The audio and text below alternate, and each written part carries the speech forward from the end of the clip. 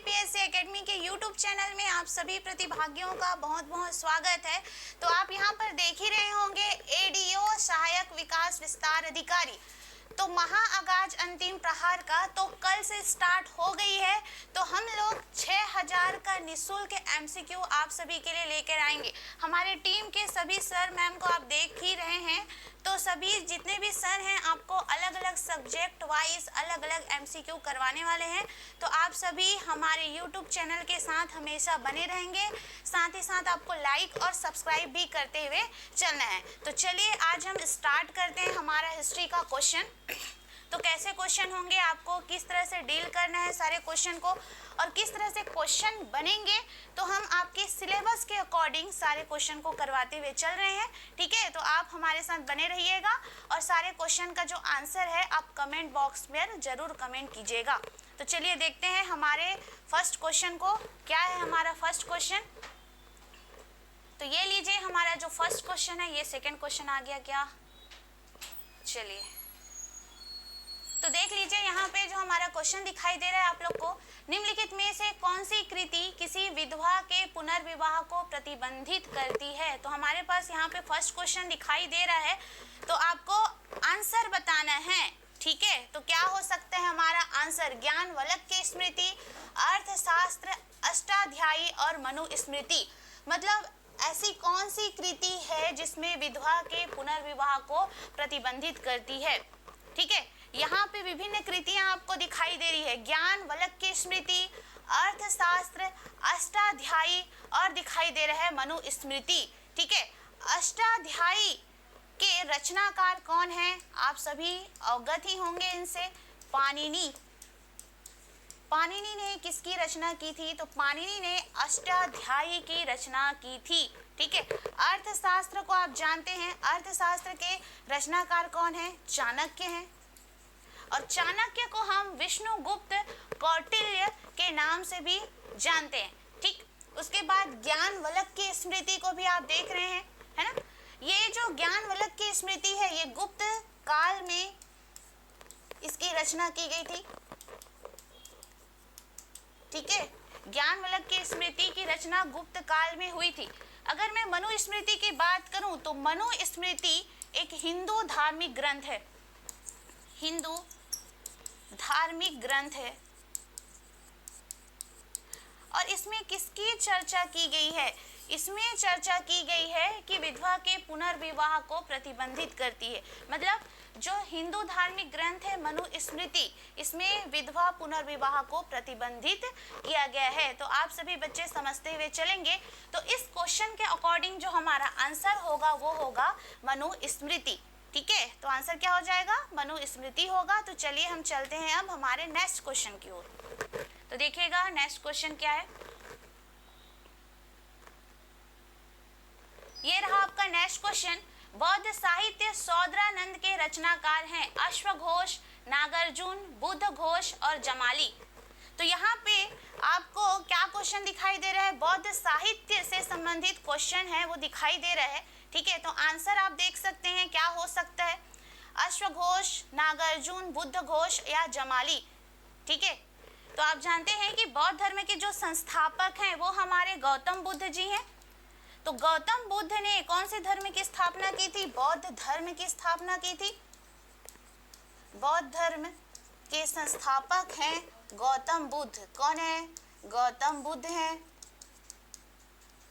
इनको क्या बोला जाता है? Light of Asia. इनको बोला जाता है लाइट ऑफ एशिया। इनका जन्म कहाँ हुआ था? कपिलवस्तु के लुम्बिनी नामक स्थान में इनका जन्म हुआ था। और इन्होंने प्रथम उपदेश दिया था सारनाथ में। सारनाथ में। ठीक है, और इन्होंने जो प्रथम उपदेश दिया था इस घटना को बोला गया है धर्मचक्र प्रवर्तन। धर्मचक्र प्रवर्तन। और याद रखिएगा इनकी गृह त्याग करने की जो घटना थी उसको बोला गया है महाभिनिष्क्रमण। इन्होंने 29 वर्ष की अवस्था में गृह त्याग किया था। 29 वर्ष की अवस्था में गृह त्याग किया और 16 वर्ष की अवस्था में यशोधरा के साथ विवाह किया था। इनके पुत्र का नाम क्या था? राहुल था।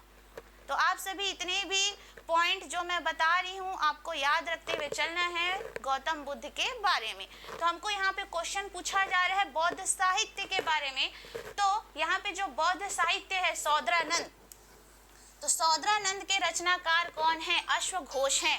ठीक है, सौद्रानंद के रचनाकार कौन है? अश्वघोष हैं। और अश्वघोष ने बुद्ध चरित्र की भी रचना की है। तो आपको ध्यान देना है। चलिए इसको लिख देती हूँ मैं ताकि आप हमेशा याद कर सकें। अश्वघोष ने किसकी रचना की है? बुद्ध चरित्र की रचना की है। और बुद्ध चरित्र को क्या बोला जाता है? बौद्धों का रामायण बोला जाता है। याद रखिएगा, बौद्धों का रामायण किसे कहा जाता है? ठीक है, तो बौद्धों का जो रामायण है उसको कहा जाता है बुद्ध चरित्र। ठीक है, तो आप सभी बच्चे मुझे कमेंट करके बताएंगे कि बौद्धों का गीता किसे कहा जाता है। मैंने तो यहाँ पे बता दिया आप लोगों को कि बौद्धों का गीता बुद्ध चरित्र को कहा जाता है, लेकिन बौद्धों का रामायण किसे कहा जाता है आपको कमेंट करके बताना है। तो इस क्वेश्चन के अकॉर्डिंग हमारा आंसर हो जाएगा अश्वघोष। सौद्रानंद के रचनाकार कौन है? अश्वघोष हैं। तो चलिए जी चलते हैं नेक्स्ट क्वेश्चन में। देखिएगा नेक्स्ट क्वेश्चन क्या है। तो ये रहा आपका नेक्स्ट क्वेश्चन। प्राचीन काल के भारत पर आक्रमणों के संबंध में निम्नलिखित में से कौन सा एक सही कालानुक्रम है? प्राचीन भारत में जितने भी आक्रमण हुए हैं, ठीक है, उन आक्रमणों के क्रम को हमको यहाँ पर जमा कर लिखना है। तो सबसे पहले हम देखेंगे कि प्राचीन भारत में सबसे पहले किसका आक्रमण हुआ था, है ना। तो चलिए देखते हैं। तो सबसे पहले ईरानी आक्रमण हुआ था भारत में। ईरानी आक्रमण सबसे पहले हुआ था भाई, है ना। उसके बाद हुआ था यूनानी आक्रमण। यूनानी आक्रमण आप देख सकते हैं, सबसे पहले क्या हुआ था? ईरानी आक्रमण, उसके बाद हुआ था यूनानी आक्रमण। ठीक, अब यहाँ पर हम देखते हैं कि हसीन माशुक साथ, हसीन माशुक साथ, मैंने यहाँ पे लिखा हुआ है हसीन माशुक साथ। ये जो हसीन माशुक साथ है ये मगध साम्राज्य में शासन करने वाले राजवंश हैं। मैंने इसको क्यों लिखा है यहाँ पर अभी आप आसानी से समझ जाएंगे। तो देखिएगा, इसको डील करते हुए चलते हैं अपन। ह से हो जाएगा हर्यक वंश, ह से हो जाएगा हर्यक वंश।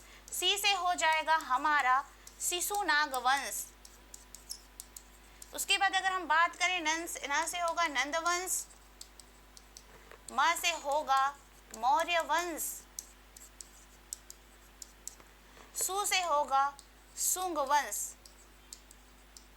क से होगा कण्व वंश, सात से होगा सातवाहन वंश। ठीक है, तो ये कौन है जी?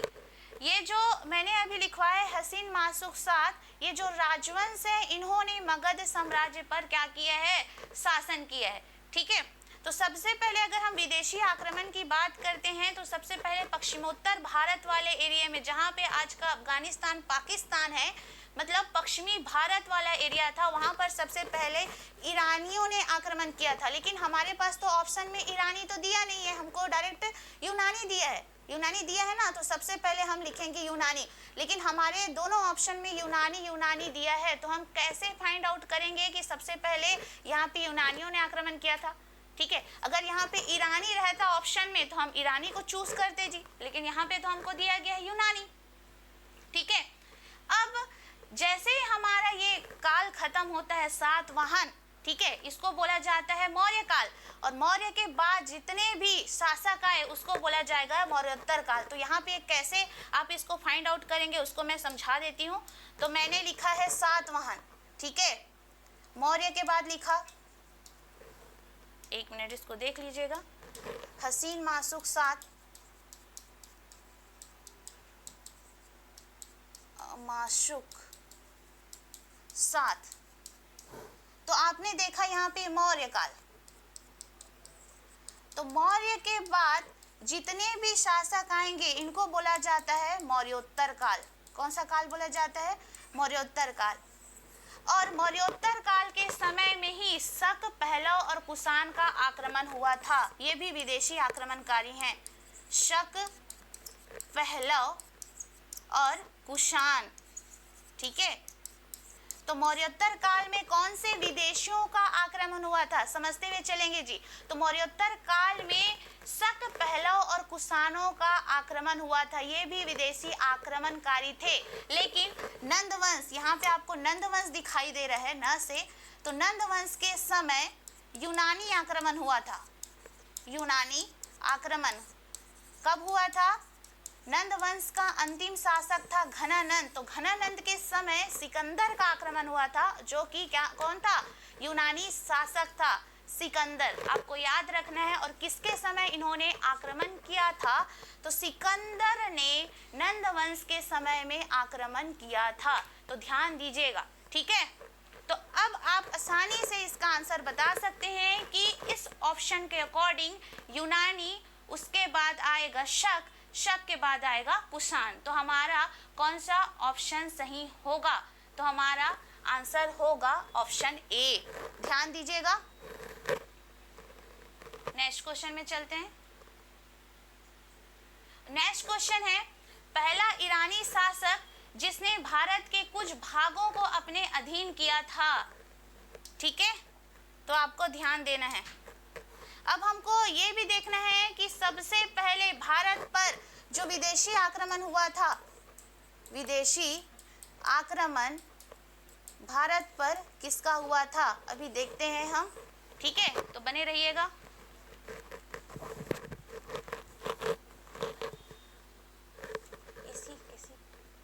गर्मी लग रहा है। ठीक है, तो पहला ईरानी शासक जिसने भारत के कुछ भागों को अपने अधीन किया था। तो देखते हैं कि विदेशी आक्रमण में सबसे पहले ईरानियों का आक्रमण हुआ था। ठीक है, ईरानियों का आक्रमण भारत में हुआ। अगर वंश की बात करेगा तो कौन से वंश के ईरानियों ने भारत पर आक्रमण किया था? तो हखमनी वंश, हखमनी वंश का राजा साइरस द्वितीय ने आक्रमण किया। साइरस द्वितीय ने आक्रमण किया।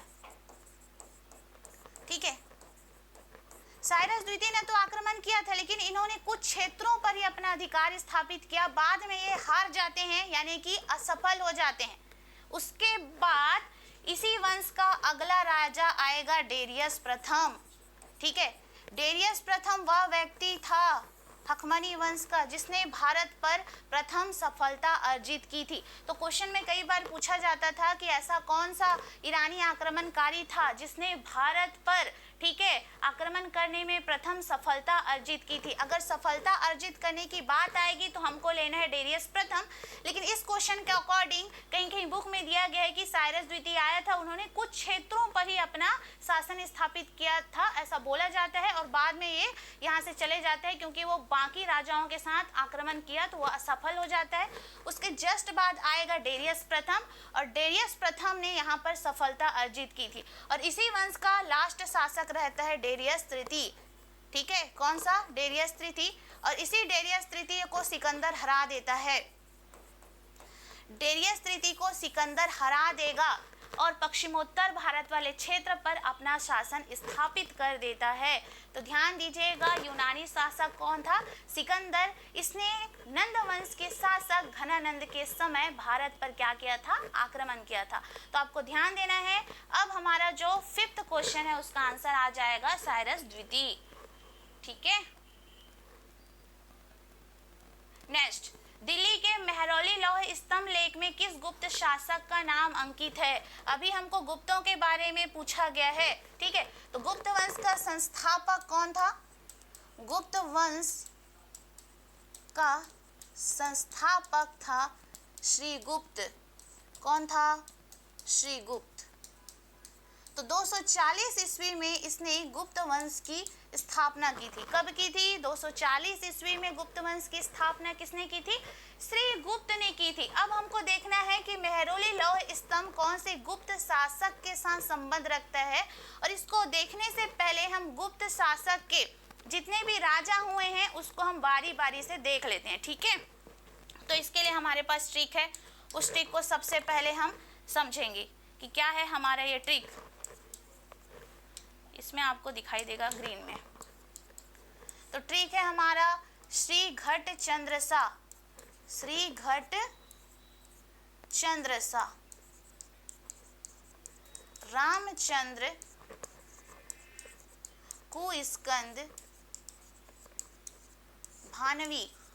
ठीक है, इस ट्रिक के द्वारा आप गुप्त वंश के राजाओं को बड़े ही आसानी से याद रख सकते हैं जी। तो श्री से हो जाएगा हमारा श्रीगुप्त, श्री से क्या हो जाएगा हमारा श्रीगुप्त। घट से हो जाएगा हमारा घटोत्कच, घट से क्या हो जाएगा हमारा घटोत्कच। चंद्र से हो जाएगा चंद्रगुप्त प्रथम, चंद्रगुप्त प्रथम। स से हो जाएगा हमारा समुद्रगुप्त, क्या हो जाएगा समुद्रगुप्त। राम से हो जाएगा रामगुप्त। फिर यहाँ पे चंद्र 2 बार आया है, ठीक है, ये हो गया चंद्र फर्स्ट और चंद्र फिर से 2 बार आया है, तो इसको आप लोग लिखेंगे चंद्रगुप्त द्वितीय, चंद्रगुप्त द्वितीय। फिर कु से हो जाएगा कुमारगुप्त, कुमारगुप्त जी। और स्कंद से हो जाएगा स्कंदगुप्त और भा से हो जाएगा भानुगुप्त और वी से हो जाएगा विष्णुगुप्त। यहाँ पे जगह नहीं है इसलिए आपको दिख नहीं रहा होगा, लास्ट वी से हो जाएगा विष्णुगुप्त। इस तरह से आप गुप्त वंश के सभी राजाओं को याद कर सकते हैं। मैं फिर से रिकॉल करवा रही हूँ। चलिए, श्री घट चंद्रसा रामचंद्र कुस्कंद भानवी। फिर से एक बार देखिएगा, श्री घट चंद्रसा रामचंद्र कुस्कंद भानवी। इस ट्रिक के माध्यम से आप गुप्त वंश के जितने भी राजा हैं उसको बड़े ही आसानी से याद रख सकते हैं। ठीक है, तो देखिएगा, श्री से हो जाएगा हमारा श्रीगुप्त, घट से हो जाएगा हमारा घटोत्कच, चंद्र से हो जाएगा चंद्रगुप्त प्रथम और स से हो जाएगा हमारा समुद्रगुप्त, राम से हो जाएगा रामगुप्त और फिर से चंद्र 2 से हो जाएगा चंद्रगुप्त द्वितीय, कु से हो जाएगा कुमारगुप्त और स्कंद से हो जाएगा स्कंदगुप्त, भानु से हो जाएगा भानुगुप्त और वी से हो जाएगा विष्णुगुप्त। तो हमको यहाँ पे पूछा गया है कि मेहरौली लौह स्तंभ किस गुप्त शासक से संबंध रखता है, तो आपको आंसर बताना है चंद्रगुप्त द्वितीय। तो मेहरौली लौह स्तंभ किसका है? चंद्रगुप्त द्वितीय का है मेहरौली लौह स्तंभ और ये 98% लोहे से बना हुआ है, लोहे से बना हुआ है। कितने परसेंट लोहे से बना हुआ है? 98% लोहे से बना हुआ है मेहरौली का लौह स्तंभ, जो कि कुतुब मीनार के पास ही रखा गया है। कुतुब मीनार परिसर के पास खुले वातावरण में रखा गया है, खुले वातावरण में रखा गया है। आप देख सकते हैं कि कितना शुद्ध लोहा का बना होगा मेहरौली का लौह स्तंभ, जिसमें आज तक जंग नहीं लगा है। ठीक है, माना जाता है कि इस मेहरौली लौह स्तंभ में आज तक जंग नहीं लगा है। तो आप सभी बच्चे ध्यान देंगे कि जो मेहरौली लौह स्तंभ है वो गुप्त शासक चंद्रगुप्त द्वितीय से संबंधित है। तो हमारा आंसर हो जाएगा चंद्रगुप्त द्वितीय। अब नेक्स्ट क्वेश्चन में चलते हैं हम। नेक्स्ट क्वेश्चन है, ध्यान से पढ़िएगा, निम्नलिखित कथन को पढ़िए। हरिसेन समुद्रगुप्त के दरबार का प्रसिद्ध कवि था, क्या ये सही है? उसने देवी चंद्रगुप्त महाकाव्य की रचना की, क्या ये सही है? बताइए। 1 2 3 सही है, 1 एवं 2 सही है, 2 एवं 3 सही है, 1 एवं 3 सही है। तो आप लोग आंसर बताएंगे क्या हो सकता है हमारा आंसर। ठीक है, कई बार से आपने पढ़ा होगा। तो जो समुद्रगुप्त है ये भी गुप्त शासक का महानतम राजा है। इसने पराक्रमांक की उपाधि धारण की थी। इसने, ठीक है, आर्यावर्त के 12 राज्यों को जीता था, साथ ही साथ दक्षिणावर्त के राज्यों को भी जीता था और अपने साम्राज्य में मिलाया। ठीक है, और इसने पराक्रमांक, धरनी बंद जैसे उपाधियां धारण की थी और इसे भारत का नेपोलियन भी कहा जाता है। तो भारत का नेपोलियन किसे कहा जाता है? समुद्रगुप्त को कहा जाता है। तो इसी समुद्रगुप्त के बारे में हम पढ़ रहे हैं। और समुद्रगुप्त का जो दरबारी कवि था, ठीक है, हरिसेन, और हरिसेन ने ही किसकी रचना की थी? प्रयाग प्रशस्ति की रचना की थी। तो हमारा कौन सा ऑप्शन सही होगा? तो आपको ऑप्शन एलिमिनेट करने भी आना चाहिए। तो आप देख सकते हैं कि हमारा 1 और 3 आंसर है वो सही हो रहा है। ठीक है, तो समुद्रगुप्त का दरबारी कवि कौन था? आपको अब पता चल गया होगा, समुद्रगुप्त। ठीक है, हरिश्चंद्र समुद्रगुप्त के दरबार का क्या था? प्रसिद्ध कवि था। ये हमारा सही है, लेकिन हमारा देवी चंद्रगुप्ता माला कथन है वो गलत है। और प्रयाग प्रशस्ति की रचनाकार भी कौन था? हरिसेन ही था। और इस क्वेश्चन के अकॉर्डिंग जो हमारा आंसर आना चाहिए वो है हमारा ऑप्शन डी। तो हमारा जो आंसर है वो हो जाएगा ऑप्शन डी। तो चलिए चलते हैं हम नेक्स्ट क्वेश्चन की ओर। ठीक है जी, अब आपको बताना है नेक्स्ट क्वेश्चन, भागवत संप्रदाय के विकास में किसका देन अत्यधिक था? पार्थियन का, हिंद यूनानी लोगों का, या गुप्त वंश का, कुषाण का या गुप्तों का? देखिए, भागवत संप्रदाय मतलब विष्णु को मानने वाले, विष्णु को मानने वाले। और भागवत संप्रदाय के अलावा इनको वैष्णव संप्रदाय भी कहा जाता है, वैष्णव भी कहा जाता है। वैष्णव मतलब विष्णु को मानने वाले। ठीक है, ध्यान रखिएगा, वैष्णव मतलब विष्णु को मानने वाले। अगर शैव की बात करते तो वो शिव को मानने वाले होते हैं। तो भागवत संप्रदाय का आशय है कि जो गुप्त शासक थे, ठीक है, वो बहुत ज्यादा किसको मानते थे? विष्णु को मानते थे, है ना। विष्णु भगवान की उपासना ये बहुत ज्यादा करते थे गुप्त शासक। इसलिए जब गुप्त काल में बहुत सारे मंदिरें बनने लग गई थी तो उस दौरान मंदिरों के गर्भगृह में भगवान विष्णु की प्रतिमा रखी गई थी। ठीक है, मंदिरों के गर्भगृह में हमको विष्णु की प्रतिमाएं देखने को मिलती है, विष्णु की प्रतिमाएं। अगर मैं हमारे छत्तीसगढ़ की एग्जाम्पल दूं, ठीक है, हमारे छत्तीसगढ़ की एग्जाम्पल दूं तो छत्तीसगढ़ का शिरपुर है, जिसको आप जानते हो, है ना। वहाँ पे स्थित है लक्ष्मण मंदिर, और लक्ष्मण मंदिर के गर्भगृह में किसकी प्रतिमा रखी गई है? तो भगवान विष्णु की प्रतिमा रखी गई है। और बोला जाता है कि यह मंदिर भी गुप्त काल में निर्मित हुई थी, है ना।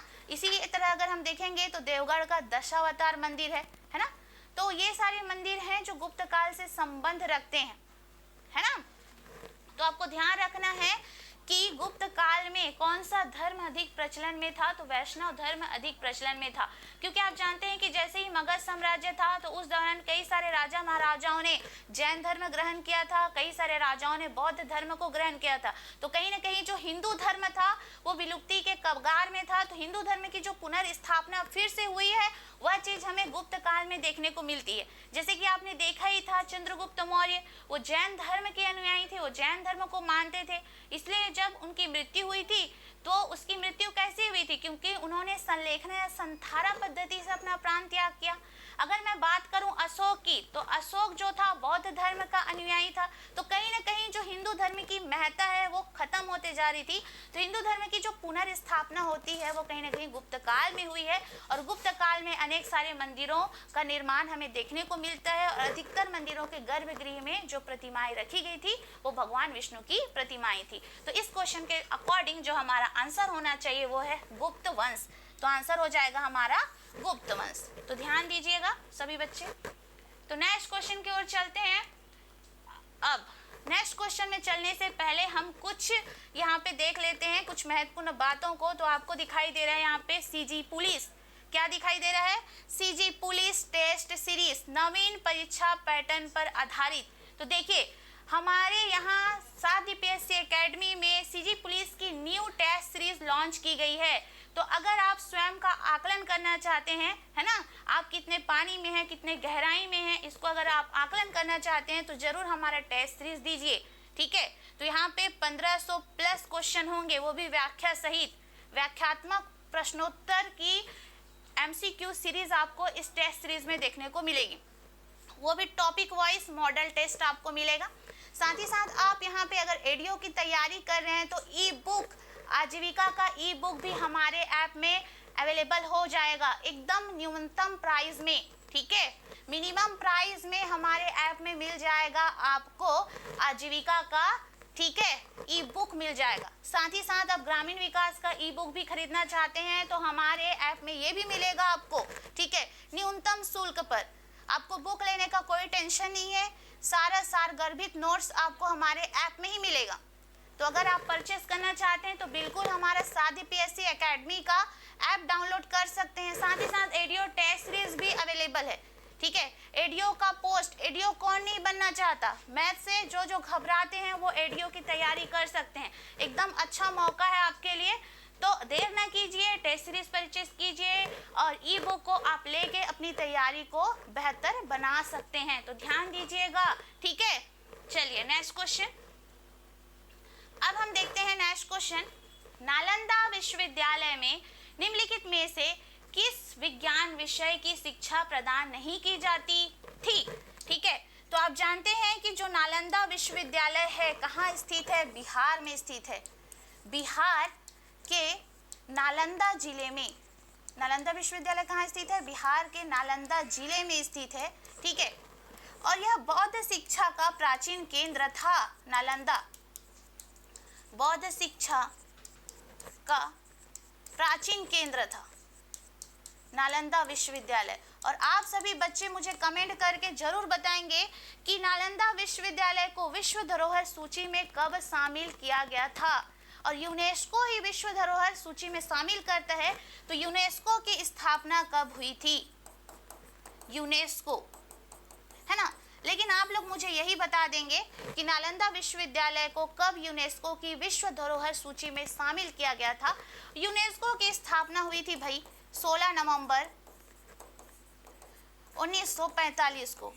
अगर मैं इसके हेडक्वार्टर की बात करूं तो इसका हेडक्वार्टर है पेरिस, फ्रांस में। कहाँ है? पेरिस, फ्रांस में स्थित है जी। तो आपको यूनेस्को का फुल फॉर्म भी बताना है कमेंट करके, साथ ही साथ आपको बताना है कि नालंदा विश्वविद्यालय को यूनेस्को की विश्व धरोहर सूची में कब शामिल किया गया था। बस अब इस क्वेश्चन के अकॉर्डिंग हमारा आंसर हो जाएगा चिकित्सा विज्ञान। खगोल शास्त्र की शिक्षा दी जाती थी नालंदा विश्वविद्यालय में, साथ ही साथ जीव विज्ञान की भी शिक्षा दी जाती थी, धातु विज्ञान की भी शिक्षा दी जाती थी, लेकिन चिकित्सा विज्ञान की शिक्षा नहीं दी जाती थी, ठीक। अब आता है कि नालंदा विश्वविद्यालय की स्थापना किसने की थी? कुमार गुप्त प्रथम, जो कि गुप्त शासक था, ठीक है। गुप्त वंश का एक महानतम राजा था कुमार गुप्त प्रथम, इसने नालंदा विश्वविद्यालय की स्थापना की थी। और नालंदा विश्वविद्यालय को ध्वस्त किसने किया था? तो बख्तियार खिलजी ने किया था, ठीक है। मुस्लिम आक्रमणकारी था बख्तियार खिलजी, उसने नालंदा विश्वविद्यालय का विनाश कर दिया, नालंदा विश्वविद्यालय में आग लगा दी, ठीक है। बोला जाता है कि कई महीनों तक यहाँ की पुस्तकें थी वो जलती रही थी।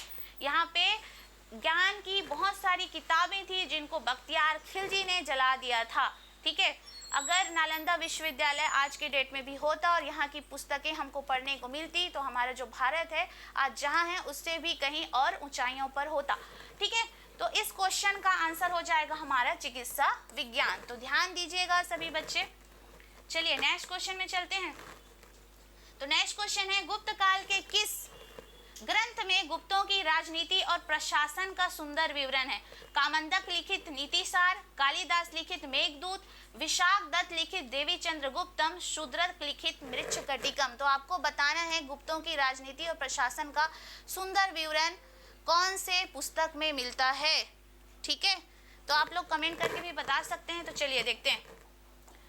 मैंने बताया था अर्थशास्त्र, क्या बताया था? अर्थशास्त्र। और अर्थशास्त्र की रचना किसने की थी? तो अर्थशास्त्र की रचना की थी जिसका नाम है चाणक्य। और चाणक्य के दो नाम और हैं, इनको हम विष्णुगुप्त के नाम से भी जानते हैं, विष्णुगुप्त, और साथ ही साथ कौटिल्य के नाम से भी हम इनको जानते हैं। तो चाणक्य के दो नाम और हैं, विष्णुगुप्त और कौटिल्य, ठीक है। और इसने अर्थशास्त्र की रचना की थी। इस अर्थशास्त्र की पुस्तक में मौर्य काल की राजनीतिक जीवन के बारे में बताया गया है, एक राजा को कैसे अपना शासन चलाना चाहिए, ठीक है, कौन कौन से नियम होते हैं, वे सारे पहलुओं की चर्चा इस अर्थशास्त्र की किताब में चाणक्य ने की है। उसी तरह जो कामंदक का लिखित नीति शास्त्र है, इसमें भी गुप्त काल के प्रशासन के बारे में हमको जानकारी मिलती है, ठीक है। तो कामंदक ने किसकी रचना की थी? नीति सार की रचना की थी, ठीक है। तो कामंदक की रचना क्या है? नीति सार है। आपको यहीं पर 4-5 बातें याद होनी चाहिए। कालिदास ने किसकी रचना की थी? मेघदूत की रचना की थी, और कालिदास का संबंध भी गुप्त काल से ही है।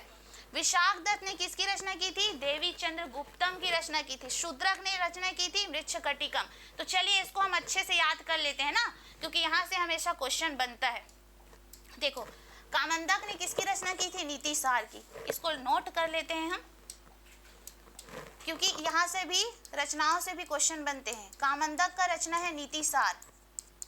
क्या है? नीति सार। अब विशाख दत्त, ये कई बार से पूछा गया है ऐसा क्वेश्चन।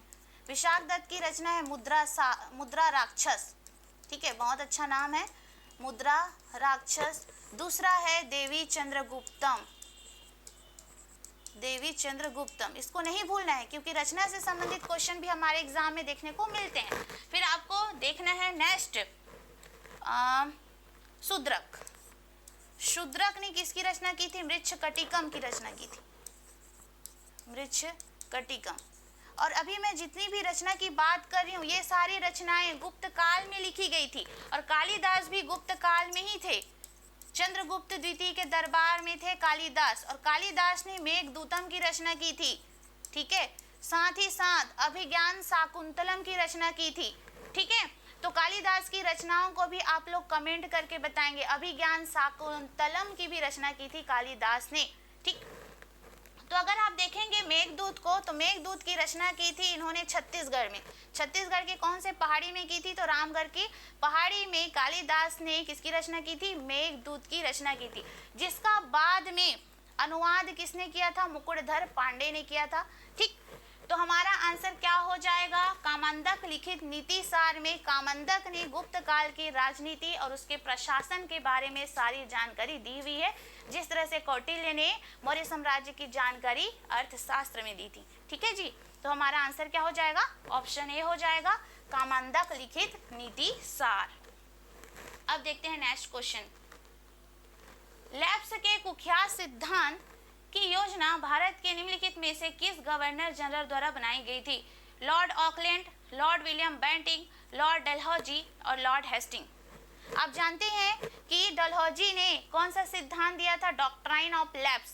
ठीक है, कई तरह के नाम से आता है ये क्वेश्चन, कई तरह के नाम को घुमा फिरा के दिया जाता है। पहला है डॉक्ट्राइन ऑफ लैप्स, ठीक, दूसरा है गोद निषेध प्रथा, तीसरा है डलहौजी की हड़प नीति। प्राचीन काल में जब अंग्रेजों का शासन चल रहा था, तो क्या होता था कि जिस भी राजा का स्वयं का पुत्र नहीं होता था, है ना, अगर किसी राजा का स्वयं का पुत्र नहीं होता था, तो वैसे राज्य को अंग्रेजी शासक या अंग्रेज अधिकारी अपने साम्राज्य में मिला लेते थे, और इसी विधि को बोला जाता था गोद निषेध प्रथा या डलहौजी की हड़प नीति। तो डलहौजी ने क्या किया कि जिस भी राजा का स्वयं का पुत्र नहीं होता था, वैसे राज्य को अंग्रेजी साम्राज्य में मिला लेता था। एग्जाम्पल में आप देखेंगे सतारा है, झांसी है, बघाट है, जैतपुर है, संबलपुर है, ऐसे इत्यादि सारे राज्यों को डलहौजी ने अपने अंग्रेजी साम्राज्य में मिला लिया था। तो ठीक है जी, तो हमारा आंसर क्या हो जाएगा? लॉर्ड डलहौजी। तो नेक्स्ट क्वेश्चन है, वुड डिस्पैच क्या था या कब लागू किया गया था? ठीक है, तो आप लोग आंसर बताएंगे वुड डिस्पैच क्या था।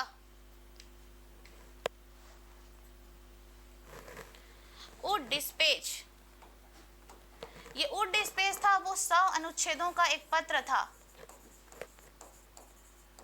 100 अनुच्छेदों का एक पत्र था। इसे भारतीय शिक्षा का मैग्ना कार्टा कहा जाता है। भारतीय शिक्षा का मैग्ना कार्टा कहा जाता है।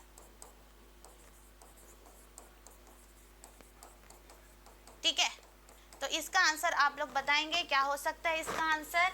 तो वुड डिस्पैच क्या था, यह कब लागू किया गया था? वुड डिस्पैच कमेंट करके बता दीजिए। क्वेश्चन नंबर है 12। तो हमारा आंसर क्या हो जाएगा? यह एक शिक्षा योजना था जिसको कब लागू किया गया था? 1854 ईस्वी में लागू किया गया था। तो वुड डिस्पैच क्या था? एक शिक्षा योजना था जिसको लागू किया गया था 1854 ईस्वी में। ठीक है, नेक्स्ट, गोद लेने की प्रथा का निषेध के नियम को आधार बनाकर लॉर्ड डलहौजी ने निम्न में से किस राज्य का ब्रिटिश साम्राज्य में विलय नहीं किया? ठीक है, तो यहाँ पे पूछा जा रहा है वही है गोद निषेध प्रथा जिसको लॉर्ड डलहौजी ने लागू किया था। तो कौन कौन से राज्यों को डलहौजी ने अपने साम्राज्य में मिलाया था? क्या पंजाब को मिलाया था? क्या संबलपुर को मिलाया था? क्या सतारा को मिलाया था? क्या नागपुर को मिलाया था? आपको कमेंट करके जरूर बताना है कि किसको मिलाया था और किसको नहीं मिलाया था। तो एक बार बता देंगे। तो सतारा उसके बाद है झांसी, झांसी के बाद है संबलपुर, ठीक है, लिखते जाएंगे, सतारा, झांसी, संबलपुर, नागपुर, बघाट, उदयपुर, नागपुर, बघाट, उदयपुर, ठीक है, नागपुर, बघाट, उदयपुर और जैतपुर। साथ ही साथ जैतपुर को अंग्रेजी साम्राज्य में मिलाया, लेकिन पंजाब को नहीं मिलाया था, ठीक है।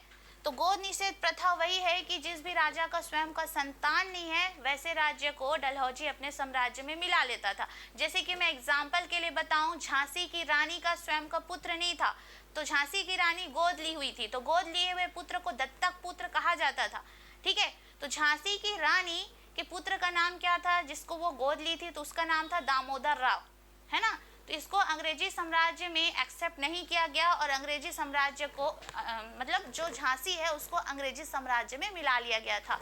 तो आपको बताना है कि झांसी के राजा कौन थे। झांसी के राजा का नाम क्या था? रानी लक्ष्मीबाई के पति का नाम क्या था, ठीक है। तो डलहौजी ने सतारा, झांसी, संबलपुर, बघाट, नागपुर, उदयपुर और जैतपुर को अंग्रेजी साम्राज्य में मिला लिया था। इसी को बोला जाता है गोद निषेध प्रथा या डॉक्ट्राइन ऑफ लैप्स। नेक्स्ट है, निम्न युग्मों में से कौन सा युग्म सुमेलित है?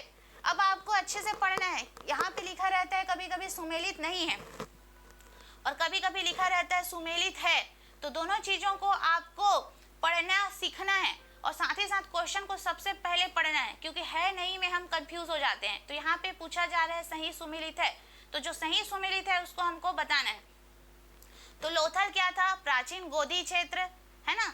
सारनाथ बुद्ध का प्रथम धर्मोपदेश, राजगीर अशोक का सिंह स्तंभ शीर्ष और नालंदा बौद्ध अधिगम का महान पीठ है। वो पीठ लिखा गया है, वो पीठ है, ठीक है। यहाँ पे लिखा गया है जी पीठ, ये पीठ है, और यहाँ पे बुंद्र लिखा गया है, यह है बुद्ध है। अब आप लोग तो बता ही सकते हैं आराम से आंसर। तो कौन सा आंसर है वो सुमेलित नहीं है, उसको आप लोग एक बार बता दें। क्वेश्चन नंबर 14 क्या होगा आंसर?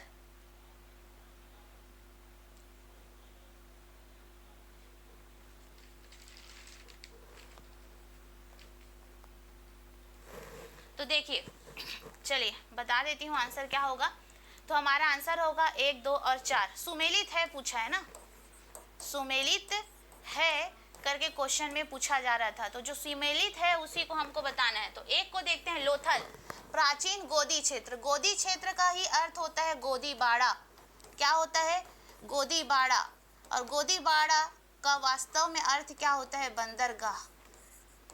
क्या होता है? बंदरगाह। लोथल सिंधु घाटी सभ्यता का एक प्रमुख बंदरगाह था, क्योंकि अंतर्राष्ट्रीय व्यापार के साक्ष्य हमको सिंधु घाटी सभ्यता में मिले हैं। तो लोथल कहाँ स्थित है? गुजरात में स्थित है, भोगवा नदी के किनारे। और ये क्या था? एक प्रमुख बंदरगाह था सिंधु घाटी सभ्यता का। तो ये तो हमारा बिल्कुल सुमेलित है। सारनाथ बुद्ध का प्रथम धर्मोपदेश। जी हाँ, बुद्ध ने प्रथम उपदेश दिया था सारनाथ में, और ये क्या कहलाता? धर्मचक्र प्रवर्तन कहलाता। तो ये भी हमारा सही है। अब देखते हैं नालंदा। नालंदा बौद्ध अधिगम का महान पीठ है, और यहाँ पर नालंदा विश्वविद्यालय की स्थापना भी की गई थी, है ना। अब राजगीर का संबंध अशोक का सिंह स्तंभ सिर से नहीं है, ठीक है। ये कतई संबंध नहीं है राजगीर अशोक से। तो हमारा जो तीन कथन है, कथन 3 क्या होगा? गलत होगा। बाकी हमारा 1, 2, 4 ये तीनों ऑप्शन करेक्ट होंगे, ठीक। चलिए नेक्स्ट। अब नेक्स्ट क्वेश्चन की अगर हम बात करते हैं तो प्रथम शताब्दी ईस्वी में, ठीक है, प्रथम शताब्दी ईस्वी में किस भारतीय बौद्ध भिक्षु को चीन भेजा गया था? यहाँ पे मेजा हो गया है जी, वो भेजा है, ठीक है। तो इसको अन्यथा नहीं लेंगे आप, इसको आप लिखेंगे भेजा, है ना। प्रथम शताब्दी में किस भारतीय बौद्ध भिक्षु को चीन भेजा गया था? तो असंग को भेजा गया था, अश्वघोष को भेजा गया था, वसुमित्र को भेजा गया था कि नागार्जुन को भेजा गया था, है ना। प्रथम शताब्दी ईस्वी में किस भारतीय बौद्ध भिक्षु को चीन भेजा गया था? Question number 15। तो इसका आंसर आ जाएगा हमारा नागार्जुन। क्या हो जाएगा हमारा? नागार्जुन। नेक्स्ट क्वेश्चन, निम्नांकित कथनों पर विचार कीजिए। आपको निम्नांकित कथनों पर विचार करना है और चैत्य तथा विहार में क्या अंतर है इसको बताना है। यहाँ पे गलती से ये चैत्य है वो गलत लिखा गया है, ठीक है, ये होगा चैत्य, ठीक है, ये हो गया चैत्य। चैत्य तथा विहार में क्या अंतर है? तो आपको बताना है कि बौद्ध धर्म में चैत्य और विहार क्या होता है, ठीक है। तो जो चैत्य होता है, ध्यान से देखिएगा, चैत्य होता है वो पूजा स्थल होता है। क्या होता है? पूजा स्थल। जबकि विहार होता है वो निवास स्थान होता है। जहाँ पर बौद्ध भिक्षु पूजा करते हैं वैसे स्थान को बौद्ध धर्म में बोला जाता है चैत्य। ध्यान से सुनिएगा जी, ऐसा स्थल जहाँ पर बौद्ध भिक्षु पूजा करते हैं तो वैसा स्थल कहलाता है चैत्य। लेकिन जहाँ पर बौद्ध भिक्षु निवास करते हैं वैसे स्थानों को विहार बोला जाता है। तो बौद्ध धर्म का जो चैत्य होता है वो पूजा स्थल होता है, जबकि विहार होता है वो निवास स्थान होता है। अब कभी कभी आपको देखने को मिलता है स्तूप शब्द, ठीक है, स्तूप शब्द आपको कभी कभी देखने को मिलता है। तो स्तूप का वास्तविक अर्थ क्या होता है मैं बता दूं। स्तूप का वास्तविक जो अर्थ होता है वो होता है ढेर, है ना। तो प्राचीन काल में क्या हुआ था कि जब महात्मा बुद्ध की मृत्यु हुई थी तो उनके शरीर के अवशेषों को भारत के अलग अलग जगहों पर ले जाकर स्तूप का निर्माण किया गया था। और स्तूप निर्माण कला की शैली भी हम पढ़ते हैं सीजीपीएससी मेंस के टॉपिक में, है ना, कि स्तूप कैसे बनाए जाते हैं। तो अलग अलग स्तूपों का निर्माण अलग अलग जगहों पर किया गया था। अगर हम एग्जाम्पल की बात करें तो सांची का स्तूप है जो मध्य प्रदेश के रायसेन जिले में स्थित है। साथ ही साथ धमेक स्तूप भी है। लद्दाख में भी आप देखेंगे तो शांति स्तूप है। तो अलग अलग जगह पर बौद्ध धर्म के प्रचार प्रसार के लिए बौद्ध धर्म के जितने भी फॉलोअर्स थे, ठीक है, गौतम बुद्ध की महानता को प्रदर्शित करने के लिए, उनके नियमों को लोगों तक पहुंचाने के लिए अलग अलग जगह में इन स्तूपों का निर्माण करवाया गया था, ठीक है। तो अशोक ने सांची के स्तूप को बनाया था जो कि सबसे बड़ा स्तूप माना जाता है। तो आपको ध्यान देना है कि चैत्य और विहार में क्या अंतर होता है। जो चैत्य होता है वो पूजा स्थल होता है, जबकि विहार बौद्ध भिक्षुओं का निवास स्थान होता है। नेक्स्ट, प्राचीन भारत में निम्नलिखित में से कौन सी एक लिपि दाईं ओर से बाईं ओर लिखी जाती थी, ठीक है। आपको बताना है दाईं से बाईं ओर कौन सी लिपि लिखी जाती थी, आंसर बताइए, ठीक है। जो खरोष्ठी लिपि थी, खरोष्ठी लिपि वो कैसी लिखी जाती थी? दाईं से बाईं ओर लिखी जाती थी। दाईं से बाईं ओर लिखी जाती थी खरोष्ठी लिपि। तो याद रखिएगा खरोष्ठी लिपि कैसे लिखी जाती थी? दाईं से बाईं ओर लिखी जाती थी। तो हमारा आंसर हो जाएगा ऑप्शन डी। नेक्स्ट क्वेश्चन में चलते हैं। नेक्स्ट क्वेश्चन में जाने से पहले आप फिर कुछ बातों को देख लीजिए। हमारे यहाँ प्रयोगशाला परिचारक की, आमीन पटवारी की, प्लस सीजीपीएससी 2025-26 और लक्ष्य बैच की शुरुआत हो गई है। यहाँ क्लासेस प्रॉपर तरीके से चल रही है। अगर आप इस कोर्स को परचेस करना चाहते हैं या आमीन पटवारी, सीजीपीएससी या लक्ष्य बैच या प्रयोगशाला परिचारक की तैयारी करना चाहते हैं तो आप बिल्कुल हमसे जुड़कर, हमारे जो टीचर्स दिखाई दे रहे हैं, ठीक है, जो सभी सब्जेक्ट के स्पेशलिस्ट टीचर हैं, इनके साथ जुड़कर आप अपना तैयारी स्टार्ट कर सकते हैं, ठीक है। चलिए नेक्स्ट, निम्नलिखित शैलियों में बौद्ध मूर्ति कला से संबंधित है गांधार, मथुरा, वल्लभी और अमरावती, ठीक है। तो सही उत्तर चुनना है आपको। तो बताइए निम्नलिखित शैलियां बौद्ध मूर्ति कला से संबंधित है, तो आंसर आपको बताना है कौन सी शैली बौद्ध मूर्ति कला से संबंधित है। तो आपको बताना है कि बौद्ध मूर्ति कला से संबंधित है। या आप लोग ये भी बोल सकते हो, अगर बौद्ध यहाँ पे नहीं लिखा रहता तो मूर्ति कला की शैली से संबंधित है। अगर क्वेश्चन पूछा जाता तो मूर्ति कला की शैलियां हैं, मूर्ति कला की शैलियों में गिना जाता है। तो मूर्ति कला की जो शैलियां हैं वो प्रथम शैली है हमारा गांधार शैली। कौन सा शैली? गांधार शैली। ध्यान दीजिएगा, मूर्ति कला की प्रथम शैली है गांधार, दूसरा है मथुरा, दूसरा क्या है? मथुरा, और तीसरा है अमरावती। तो जो अमरावती शैली है वो कहाँ पर विकसित हुई थी, कौन से राज्य में विकसित हुई थी, तो आंध्र प्रदेश में स्थित हुई थी। और कहीं ना कहीं स्थानों के नाम पर ही इन शैलियों का नाम रखा गया है ना, स्थानों के नाम पर भी इन शैलियों का नाम रखा गया है। तो ये जो शैलियां हैं गांधार, मथुरा और अमरावती, ये मूर्ति कला की शैली है। किसकी शैली है, मूर्ति कला की शैली है। और जो मथुरा शैली है यूपी में विकसित हुई थी, कहाँ विकसित हुई थी, यूपी में विकसित हुई थी। और गांधार है वो पाकिस्तान वाले क्षेत्रों में विकसित हुई थी। तो कहीं ना कहीं गांधार शैली को अगर मैं बात करूं तो यूनानी कला से प्रभावित थी। यूनानी हमारे देश में आए, जैसे कि सिकंदर आए, तो सिकंदर अकेले तो आए नहीं थे, वो बहुत सारे लोगों को, बहुत सारी सेना को लेकर आए थे। और कहीं ना कहीं एक देश की सांस्कृतिक आदान प्रदान दूसरे देश के साथ होती है तो उनमें बहुत ही ज़्यादा बदलाव होता है। कहीं ना कहीं यूनानियों के साथ हमारा क्या हुआ, सांस्कृतिक आदान प्रदान हुआ। कहीं ना कहीं वो आए हमारे देश में, है ना, हम भी उनके कला के बारे में जाने और वो भी हमारे कला के बारे में जानने लग गए थे। तो कहीं ना कहीं दोनों का सम्मिश्रण हुआ और एक नई शैली उभर कर सामने आई, जिसको हम लोग बोलते हैं गांधार शैली। तो यूनानी कला और भारतीय कला का सम्मिश्रण, यूनानी कला प्लस भारतीय कला का सम्मिश्रण, कला का सम्मिश्रण क्या कहलाता है, गांधार शैली कहलाता है। तो गांधार शैली में अधिकतर जो मूर्तियां बनने लगी थी वो भगवान बुद्ध की मूर्तियां बनने लगी थी। ठीक है, हालांकि इस क्वेश्चन में ये होना था कि मूर्ति कला से संबंधित है, तो मूर्ति कला से संबंधित है गांधार, मथुरा और अमरावती का संबंध मूर्ति कला से है। और अमरावती शैली की जो मूर्तियां हैं वो आंध्र प्रदेश क्षेत्र में, अमरावती क्षेत्र में अधिकतर विकसित हुई थी। और मथुरा शैली में मूर्तियां उत्तर प्रदेश के मथुरा नामक जगह में विकसित हुई थी। तो मूर्ति कला की शैलियां हैं और स्थानों के नाम पर इनका नाम रख दिया गया है। ठीक है, और गांधार शैली कुछ ज्यादा ही फेमस है क्योंकि यहाँ पर गांधार शैली और भारतीय कला शैली का सम्मिश्रण हमको देखने को मिलता है। ठीक है, तो इस क्वेश्चन के अकॉर्डिंग जो हमारा आंसर होना चाहिए, कौन कौन सा सही है, गांधार है और दूसरा मथुरा है और तीसरा अमरावती है। तो 1, 2, 4 हमारा ऑप्शन है वो सही होगा। ठीक है, नेक्स्ट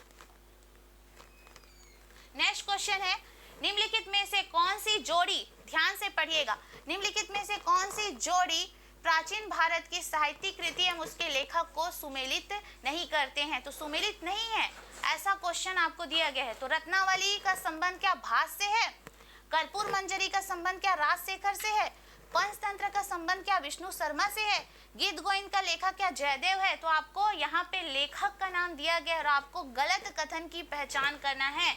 ठीक है, तो अगर मैं बात करूं कर्पूर मंजरी राजशेखर, जी हाँ, कर्पूर मंजरी के लेखक राजशेखर हैं, जो कि एकदम करेक्ट है। कर्पूर मंजरी के रचनाकार कौन है, राजशेखर है, ये हमारा ऑप्शन सही है।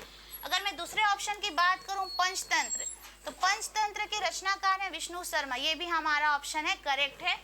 गीत गोविंद के लेखक हैं जयदेव, ये भी हमारा ऑप्शन है वो करेक्ट है। लेकिन हमारा जो आंसर सही नहीं है वो है रत्नावली। रत्नावली के रचनाकार हैं हर्षवर्धन, हर्षवर्धन। तो हर्षवर्धन ने किसकी किसकी रचना की थी, रत्नावली, नागानंद। ठीक है, रत्नावली और नागानंद के रचनाकार हैं हर्षवर्धन। और हर्षवर्धन कौन से वंश से संबंध रखते हैं, तो पुष्यभूति वंश। पुष्यभूति वंश के राजा कौन है, हर्षवर्धन है। ठीक है, तो याद रखिएगा। और हमारा जो मिसमैच हो रहा है, जो गलत ऑप्शन है वो है हमारा ए ऑप्शन। आंसर क्या होगा जी हमारा, तो ए होगा। रत्नावली के रचनाकार कौन है, हर्षवर्धन है, जो प्राचीन भारत का एक महानतम राजा था और यह यशोमती का पुत्र था और इसका संबंध है पुष्यभूति वंश से। तो रत्नावली और नागानंद किसकी रचना है, तो हर्षवर्धन की रचना है। नेक्स्ट क्वेश्चन है क्वेश्चन नंबर 20, निम्नलिखित में किस मूर्ति शिल्प कला में मूर्तियां मानव आकृति के वास्तविक प्रतिनिधित्व के रूप में बनाई गई थी। गांधार शैली में क्या बनाई गई थी, मथुरा, अमरावती या गुप्त कला। तो आंसर बताना है जी। ठीक है, तो देखिए यहाँ पे पूछा जा रहा है कि मूर्ति शिल्प कला में मूर्तियां मानव आकृति के वास्तविक प्रतिनिधित्व के रूप में बनाई गई थी। तो ऐसा जो प्रतिनिधित्व है कौन सी मूर्ति कला में किया गया था, तो गांधार शैली में किया गया था। इसमें जो गौतम बुद्ध की मूर्तियां हैं उसकी भाव भंगिमाएं हैं, ठीक है, वो किस तरह से व्यवहार करते थे, किस तरह से वो आध्यात्मिक चिंतन में बैठे रहते थे। तो इस स्वरूप की जो मूर्तियां हैं वो गांधार शैली में आपको देखने को मिलती है। ठीक है, तो आंसर क्या हो जाएगा हमारा, गांधार शैली। तो नेक्स्ट क्वेश्चन में चलते हैं हम। ये है नेक्स्ट क्वेश्चन। नेक्स्ट क्वेश्चन का आंसर बताना है, निम्नलिखित मगध राजवंशों को कालानुक्रम के अनुसार व्यवस्थित कीजिए। नंद वंश, सुंग वंश, मौर्य वंश और हर्यक वंश। तो मैंने इसके लिए ट्रिक भी बताया था आप लोगों को। क्या था ट्रिक हमारा, हसीन मासुक साथ। कई बार से बताती हूँ आप लोग को, हसीन मासुक साथ, इसको जीवन भर नहीं भूलना है। अब इसी से हम अपना आंसर निकालेंगे। तो हर से हो जाएगा हमारा हर्यक वंश। क्या हो जाएगा, हर्यक वंश। सी से हो जाएगा हमारा शिशुनाग वंश, शिशुनाग वंश। न से हो जाएगा नंद वंश। म से हो जाएगा मौर्य वंश। उसके बाद सु से हो जाएगा सुंग वंश। फिर है कण्व वंश। उसके बाद है सातवाहन वंश। अब इस ट्रिक के माध्यम से आप इस क्वेश्चन को बड़ी आसानी से सॉल्व कर सकते हैं। अब हमको क्रम पूछा है, ठीक है, तो क्रम क्या हो जाएगा हमारा, तो क्रम देखते हैं कि फर्स्ट जो राजवंश है वो कौन सा था। तो फर्स्ट जो राजवंश है हमारा हर्यक वंश है। तो हर्यक वंश सबसे पहला आएगा। क्या हो जाएगा, हर्यक वंश हमारा पहला हो जाएगा। उसके बाद हम देखते हैं शिशुनाग वंश। ठीक है, शिशुनाग वंश दूसरे नंबर में है। उसके बाद है तीसरे नंबर में है मौर्य वंश। तो एक के बाद हम लिखेंगे यहाँ पे 3। तो 1 और 3 कहाँ पे आपको दिखाई दे रहा है, यहाँ पे दिखाई दे रहा है। उसके अलावा किसी भी ऑप्शन में आपको दिखाई नहीं दे रहा है। उसके बाद दिखाई दे रहा है आपको मौर्य के बाद, मौर्य से पहले दिखाई दे रहा है आपको नंद, यहाँ पे लिखेंगे आप दूसरा। उसके बाद दिखाई दे रहा है आपको सुंग वंश। तो इस तरह से आप पहचान कर सकते हैं कि सबसे फर्स्ट वंश कौन सा आएगा। तो पहले में आप देखेंगे हर्यक वंश तो पहला आएगा। उसके बाद अगर हम देखें 1 की, तो हर्यक वंश कहाँ है, 4 में है। उसके बाद नंद वंश कहाँ है, 1 में है। उसके बाद मौर्य वंश कहाँ है, 3 में है। सुंग वंश में है हमारा 1। तो हमारा ऑप्शन हो जाएगा 4, 1, 3 और 2। तो आंसर क्या हो जाएगा हमारा, चौथा में है हर्यक वंश, पहला में है नंद वंश, ठीक है, तीसरा में है मौर्य वंश और दूसरा में है सुंग वंश।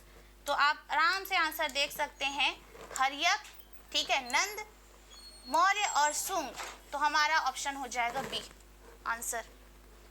ठीक है, नेक्स्ट क्वेश्चन। अब हमारा नेक्स्ट क्वेश्चन है क्वेश्चन नंबर 22। निम्न में से कौन सा क्षेत्र अशोक के साम्राज्य में सम्मिलित नहीं था। तो आपको आंसर एक बार बताना है, कमेंट जरूर कीजिएगा। तो ये हमारा जो क्वेश्चन है ये लास्ट क्वेश्चन है और आपको आंसर बताना है कि क्या हो सकता है आंसर, और इसका आंसर आप सभी बच्चे कमेंट करके बताएंगे। तो ऑप्शन दिया गया है अफगानिस्तान, बिहार, श्रीलंका और कलिंग। तो ऐसा कौन सा साम्राज्य था जो अशोक के क्षेत्र में शामिल नहीं है। तो इस क्वेश्चन का आंसर आप लोग एक बार जरूर कमेंट करेंगे। ठीक है, तो आज का जो सेशन है हम यहीं तक रखेंगे और मैं ये चाहती हूँ कि इसका आंसर आप सभी कमेंट करके बताएंगे। तो इसका आंसर जरूर बताइएगा कि ऐसा कौन सा राज्य है या कौन सा क्षेत्र था जो अशोक के साम्राज्य में सम्मिलित नहीं था, और कलिंग युद्ध कब हुआ था इसको भी आप लोग जरूर कमेंट करके बताएंगे। तो आज का जो सेशन है हम यहीं तक रखते हैं, कल मिलते हैं हम लोग नए नए क्वेश्चन के साथ। तो सभी को बहुत बहुत धन्यवाद।